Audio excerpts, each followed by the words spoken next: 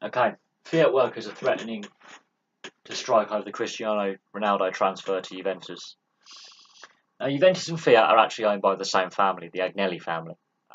It's a bit more complicated than pure ownership. There's like holding companies, and they are divided into different sections of their portfolio of businesses, but they are owned all by the same people at the top. And these are some of the wealthiest people in the world, the Agnelli family. They're worth billions, wealthy. Now, the transfer itself is now approximately worth about 115 million euros or 98 million pounds, depending on the source and current exchange rate, which is actually higher than what was originally announced a couple of days ago when I did my last video on Cristiano Ronaldo. Now, the reason why the Fiat workers are unhappy over the transfer. Firstly, most of them are Torino fans, so they're going to do anything to disrupt Juventus that they can. But secondly, concern over Fiat's investment. You've got to say the statement they've released, and this is one thing that comes out of the statement. This investment only benefits one rich individual. Him. Not the many. Ben. Fiat workers are concerned about wages, company investment in machinery, new models, healthcare benefits, so the company pension scheme and associated healthcare benefits that you get. Some of these big companies do actually look after their staff very well, but there is concerns over investment because the Italian economy in some areas is not in a healthy state with high unemployment. And if Fiat invested that 150 million in, let's say, a factory in southern Italy, they have a couple in southern Italy, that can employ a lot more unemployed people. Yeah. This is not the first time Fiat workers have threatened to strike over a Juventus or Torino-based franc transfer. They've done it before in the 60s. They've gone on strike before over player transfers. So this isn't a new thing. It's just an Italian thing, I suppose. But the concern is there. And that statement says it all. This investment only benefits one rich individual, not the many. It's, for me, showing the disconnect between the working class football fan around the world, not just here in the UK, but around the world, and the wealthy owners and the wealthy players.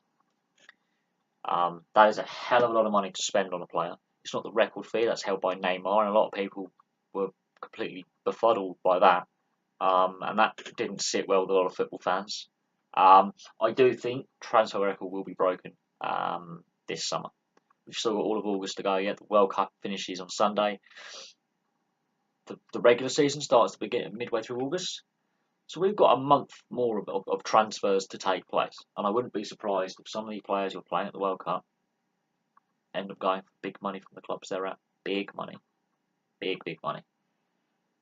But yeah, that's it. The Fiat workers themselves are more concerned about the investment because one player being worth 115 million, and that 115 million euros could be pumped into Fiat and benefited hundreds, if not thousands, of workers, and benefited a company that not only employs directly tens of thousands, but you've got to remember the supply industries, the car showrooms, the mechanics. Anyone connected with the car industry at some point will come across a Fiat, be it as a car mechanic, used car salesman. Fiat, well-known name. One of the biggest car companies in the world. It owns multiple other car companies, including Chrysler and Ferrari. They all went on strike. That will be economically, in a short period of time, quite a devastating strike. And because it's private sector, that will have massive ramifications for the Italian economy as well.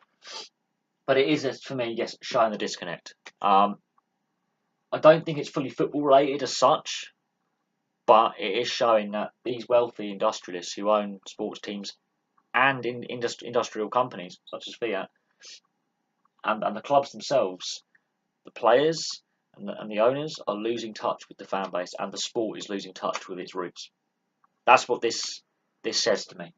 But that statement, this investment only benefits one rich individual, not the many, sums up the whole situation that the Fiat workers feel. They feel slightly betrayed by the amount of money they spent on an ageing player, a world-class player nonetheless, but an ageing player. And that money could have been pumped into the company and could have benefited tens of thousands of workers. But there we go. I'm going to leave that there. I personally think, as I say, the disconnect between the clubs and the players and the sport is losing its connection with its working class roots rapidly. But there we go. I'll leave that there. Thank you very much for watching. Please like and subscribe. Place your thoughts below. If you are a Juventus fan, let's see what you think. If you're just a football fan in general, do you think, should there be more actions like this by workers of these wealthy owners who own these football clubs to say enough is enough?